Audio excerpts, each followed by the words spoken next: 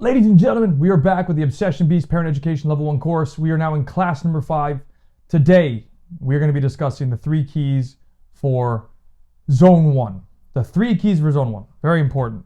And this might be one of the best classes possible in the entire course, although there's a lot of good ones. But anyways, there's 3 keys for maximizing development, preparation, and experience in Zone 1.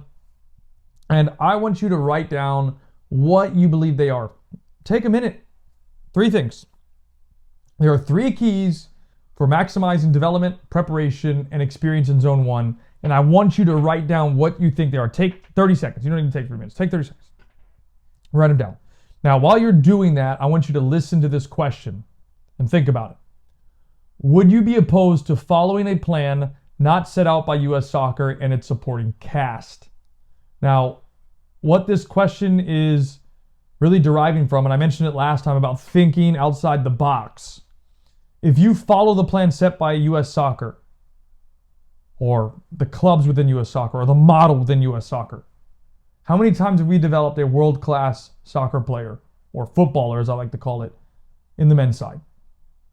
And the answer is 0. We haven't developed a single one. We've had some good, decent players, yes. We've had good and decent players. Okay. But world-class does not exist, and it hasn't happened yet. And on the women's side, you could say we've maybe had a couple of world-class players. Yes, that's true. But look at the recent track record. Our level of performance at the women's side has significantly dropped, and we're not the same powerhouse we used to be as everybody else has kind of caught up to us. Now, hopefully you wrote down and you took time to think about the 3 keys. We're going to get to them shortly. But to be successful in the long run, we need to think outside of the box that U.S. Soccer has, as we have no track record of elite level development. And that's a fact. We just don't have it, at least on the men's side. You could maybe provide an argument and say, Kyle, well, what about the women? Maybe. But again, if you compare our women compared to France, Spain, Germany, England, Brazil, they did not have the women's football infrastructure yet. And I can give you a perfect personal example. So a very good friend of mine, he's almost like a dad to me, is the technical director at Olympique Lyonnais. And he's actually the technical director of the Women's Academy, Girls Academy. This is the correct terminology. I apologize. And he used to ask me every 3 to 6 months from like 2017 to like 2021, hey, Kyle, do you have any girls that you think would be a good fit that we could bring in for a trial to the academy or potentially the pro team? And then right around 2021, he no longer sent me that message. And I'm sitting here going, what's going on? But basically what happened is they have an academy at Olympique Lyonnais, which is phenomenal, by the way. It's a beautiful complex. And at the academy, they originally only had boys football in the academy, 100% free. And they introduced the girls academy. I don't remember specifically when, but 2019, 2018, 17 maybe, right? 16 maybe. I don't remember specifically when. They were building the program and they were open to outside help in terms of players. And then they got it to a point, and remember, it's free, by the way. So they got it to a point where they no longer need outside players, and they're constantly developing their own players, and it's free. So the girls don't pay anything. The boys don't pay anything. You just have to get into the academy. And if you're there and you can keep it, you might be able to earn a professional contract. So if you think about where this is going, Olympique Lyonnais, as the example, had a boys' academy, very, very successful.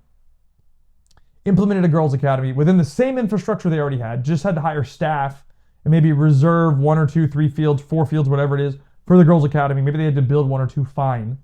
But they already set aside the infrastructure that was there for them and had to bring in staff to implement that. Their cost to do it is almost nothing. I mean, there is cost, don't get me wrong, but comparatively to starting an entire academy from scratch and building the infrastructure, it's basically nothing. So they have the platform in place now, and many other clubs within other parts of the world, Spain, again, England, they have the same type of infrastructure for the academy. So they're able to produce players. Whereas if you look at our best women's academies, which are pay-to-play models, we don't have, to my knowledge, a free version, then can youth development take the priority? And the answer would probably be no, and that's why we're being caught. So the reason for my success and being different from the average American soccer mindset was that I had parents who were bought in and a coach who taught us and me to play football and not play American soccer. So I want to say it again. I had parents that were bought in, and I had a coach who taught us how to play football, not American soccer. And he had a quote, and I've kind of paraphrased it slightly differently. And he said, there is a difference between kicking into a soccer ball and playing the game of football. And that is 100% correct. There is a difference between kicking into a soccer ball and playing the game of football. And I want you to kind of stew on that for a second. There's a difference between kicking into a soccer ball and playing the game of football. And there's a huge difference for this. And people seem to like misunderstand that, because when kick it, boot it, and send it are the three most heard phrases on the sideline from the coach's side and the parent's side. That's soccer. We're not even talking about football yet. But let's move forward, because this is the point of this class. So hopefully you thought about the three things you need to be successful in Zone 1. Now, the three things that you need are actually people. That might be a little surprising. You might have wrote some other stuff down. And if you want to send me a DM on Instagram, Kyle C. Wilson Official, with what you thought it was, I would love to know what you thought. But the three people that you need for the best possible opportunity for development are the three following things. A player, and this is the first piece, you need a player that is bought in and ready to put in the work. You need a parent who is bought in and ready to support. And then 3, you need a coach that cares and is willing to put in the work for development. If you have those 3 things, it's possible. So let's look at the player specifically. There's a couple of points we're going to look at. The player. The only person who controls their outcome is the player. This starts with the non-negotiable of effort. We'll talk about this more, but in future classes. But this is the thing that the player can control, is their outcome. Nobody else can control it. Can you get some support? Sure. Can you get some networking ports? Yeah, all day. But the only person who can control the outcome potentially is the player, nobody else. Now, the player has to want it. The player has to work for it. He has to, or he or she has to recover appropriately. The player has to be committed to the process. The player has to do the right things off and on the field. The player has to eat well to provide appropriate nutrition. So that means you're not eating a bunch of junk food, drinking soda, fast food. You have to do the right things. The player has to perform on the field and dominate. And the player has to be willing to train every single day on and off the field. Because a lot of people think when I say they have to train every day, that means you have to be on the field. That's not the case. There's many ways to train without being on a field. It could be watching game film. It could be watching pro matches. It could be practicing interviews. Like, do you see how much professional players have interviews and being able to have a conversation with somebody? It could be just little things like that. And a lot of those things will lead to success in life. Because what people don't seem to understand is that this kind of stuff compounds. Like, somebody asked me the other day, Kyle, do you believe in luck? And I'm like, well, I wouldn't say I believe in luck. What I believe in, though, however, is if you do something so much, eventually something will either happen and or pay off for you. So I'll give you an example in terms of a football context. Let's pretend you're about to receive a cross, midair, coming in. It's about to drop. You're getting ready on the end of it. You're ready to hit this thing to put it in the back of the net. Now, you want to go and take this on the volley. Not off the bounce, a volley, a full-on volley out of the air. You want to hit this. If you haven't practiced volleying before, maybe first the core skill of volley with hundreds of hours of reps, and then practice a cross to you to then volley with hours and hours of reps, then you're not prepared to take advantage of the opportunity that's going to be presented to you. Now, if you have put in those reps and practiced, then that ball comes, it's dropping, and you're ready to hit that thing, bam, with great contact. Yeah, somebody might call you lucky. They might say, hey, he was lucky he hit that. That's not luck, that's practice. And the perfect scenario happened to happen, that the sequence happened in the right moment, you were there to take advantage. So if that's what you want to call luck because you put in the hours of effort, then fine. But I said it a second ago, it compounds. So if you keep doing something over and over again, something will happen and or pay off. And those are things that I think people, either undervalue or don't understand. The compounding effect is huge. And like a different example would be like, okay, I was actually having this conversation today with a parent, and they're like, Kyle, you juggle really well. And I'm like, hey, you want to know the truth? They're like, yeah, sure. I was like, do you know how often I practice juggling right now? And they're like, probably once a week, a couple times a week. And I'm like, dude, I haven't practiced juggling in months. And they're like, what do you mean? You look like a natural at it. And I'm like, yeah, what you're missing out on is when I was a young kid, I would practice juggling for hours to work on my touch. Hours, days, months. I probably put in years of training juggling or juggling training. And like, where I'm going with that is you don't ever lose the skill. It's stuck. We made it stick. My level, because I don't practice consistently, I might get a little rusty, but you don't lose it. And your level of performance might drop as you age if you're not practicing the same way. But the point is, you'll never lose it. It will always be there. You just might drop a little bit over time. And that's because you put in the hours of reps to get it. So I can play, soccer, tennis games. I can play futsal, volley, whatever you want me to play. I can play it. If I practice more today, I'll be better at it. But I still have a very good level to be able to play, for example, juggling games because I've practiced so many times and so many hours of doing it. Moving forward to parents. That's our second key. You are there to support, drive, and find the correct coach and environment to help your child grow. You are their rock, cushion, and taxi driver. And I put a little PS for you here because this is important. A lot of parents think that they're the coach. No, you're not the coach. You're the parent. You're there to support, to drive your child to and from practice into games, and to find the correct coach and environment to help your child grow. So again, PS, you are not the coach. You are the supporting piece. And that's your role. So do that. And a lot of parents get confused with this and think that they are the coach. Well, if you are the coach, then go be a coach. You're a parent. Please perform your role. Be a parent. Don't go do what 98% of parents are doing on the sideline and trying to be the kid's coach, even though they have a coach that they're paying for. But a lot of people will say, well, the coach isn't doing their job. Well, that's on you because you didn't find the guy that cares about development and teaching correctly or the environment. You decided to pay for something because you decided to get caught up in the whole name or brand or whatever it was that you decided to follow, and you screwed yourself. So you're trying to work your way out of it by coaching. Well, then if you want to be the coach, go be a coach. I know that sounds a little harsh, but I need you to hear that because if you think you can be the coach as the parent, you're only going to ruin your relationship with your child. And this next point here, well, these are more points, but there's another point I will show you in a second. But the point is, you need to understand these key points. You need to understand that this is your child's dream, not your dream. Especially if your players come to you saying, Mom, Dad, I want to be a pro or a college player. Be supportive, but do not force. You cannot force your child to play. They have to want it.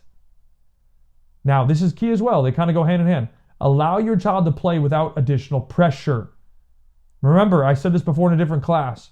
If they're looking at you when they make a mistake, that means you're putting extra pressure on them. Stop that. Let them play free. And if that's happening to you, my recommendation would be disappear for like 5 games. And then eventually what will happen is they'll stop looking for you. It might take more than 5 games. But the point is, if you disappear and stop watching their game and do something else, and you're not there on the sideline, they won't have to, they'll notice you're not there, and they can't look for you anymore. Next piece is help provide the right nutrition and hydration. Water, proper food, how to take care of the body. It sounds cliche, but it really is true. You are what you eat. If you don't eat well, or your child doesn't eat well, their performance will diminish, especially in the long run. You need to find the coach that will help develop your child. Allow them the opportunity to problem solve when issues arise. And I apologize for the spelling error, but there is a spelling error. Let them find their zone when traveling to games or practice. Don't try and force it. Understand mistakes are an important part of learning and growing. Allow and embrace when your child makes a mistake. Those kind of go hand in hand. And then do not joystick or sideline coach. Please don't do it. It's so embarrassing to watch, to be honest. I can't stand it when I watch parents do that. You have a coach, let the coach coach, one, and then two, don't do that because that helps nobody and it only makes your relationship with your child worse. Honestly. And I've seen it so often, it's crazy. Now, this is really important because this is something that parents seem to misunderstand. This is actually what my dad said, and I think it's verbatimly true. If you are a parent, and of course you are if you're watching this or listening to it, if you want your child coming to you to solve all of their problems for the rest of their life, then continue to solve all their problems on the field and off the field. However, if you don't want your player coming to you for the rest of your life, or your child having to be your player, coming to you for the rest of their life, you don't want them to, then stop solving all of their problems. Otherwise, they will not have the experience, the understanding, and the ability to figure out how to solve problems. And that's huge.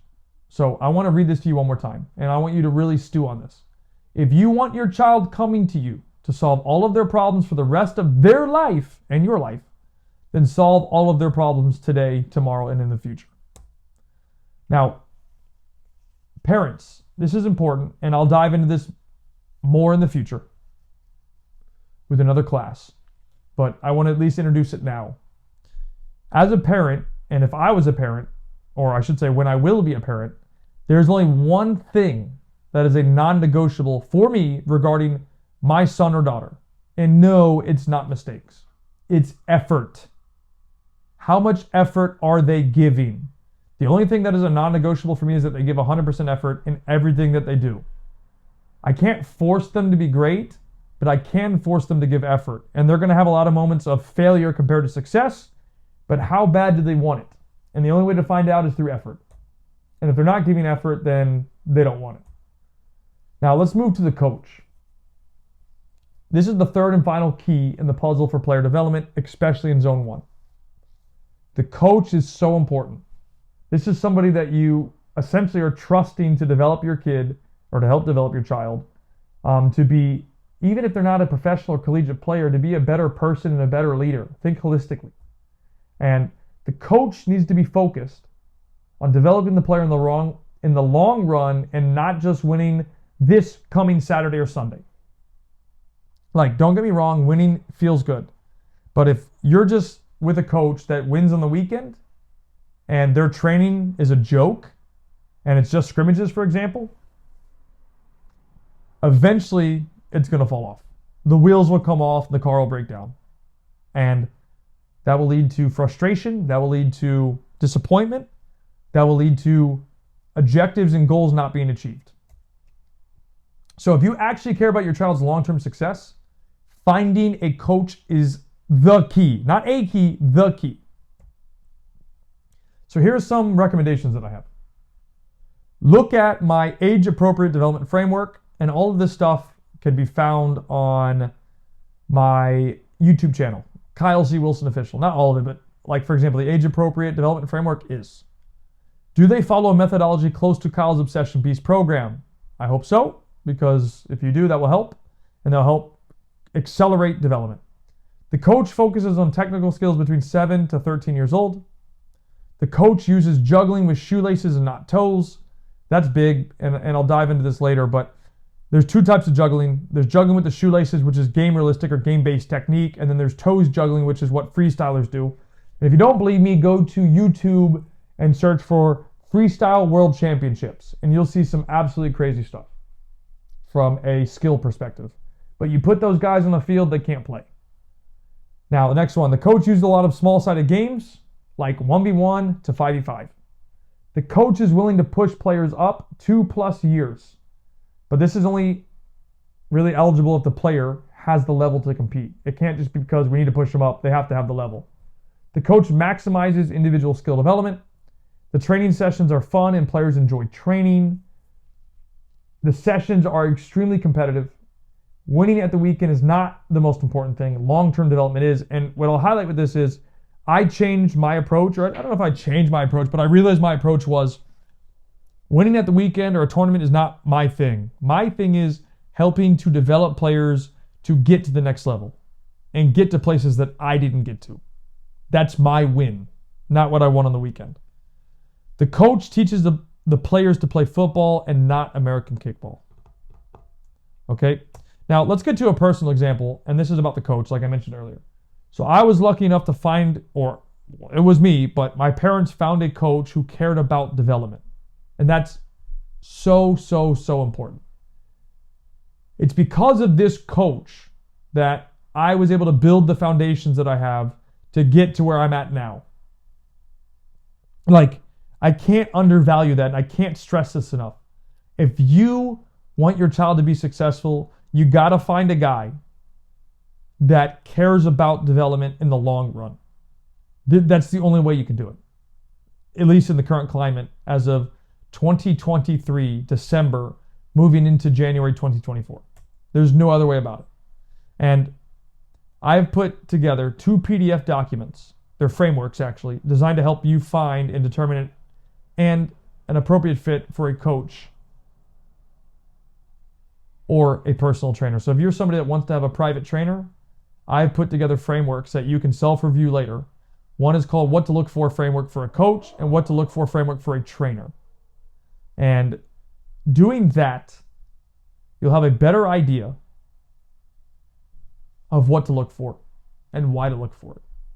From a coach and a trainer perspective, there's 2 documentations. So let's get to the recommendations. I have a couple of them. Obviously, review the 2 frameworks, use them, and help develop that process for yourself. You need to make sure that you have all 3 bought in. Player is willing to give 100% effort, willing to put in the work, and get the job done. Parent who's there to support, and coach who cares about development and is willing to put in the work to help develop players. Next piece. Be a supportive parent, not a coach. Like I'm really harping on this over different classes, but like it is so important. I don't want you to ruin the relationship with your kids because they will resent you if you do more than support. And your relationship will only improve by being a supportive parent. And then please think bigger picture than just the weekend. Like everybody wants to win, but winning is not the end all be all. Think bigger picture. Think outside the box. And that basically wraps up class number 5, the 3 keys for Zone 1. I hope you found a lot of value from this. Make sure you review the frameworks that I'm giving you. And without further ado, guys, we'll get into class number 6 here shortly, and we'll see you there.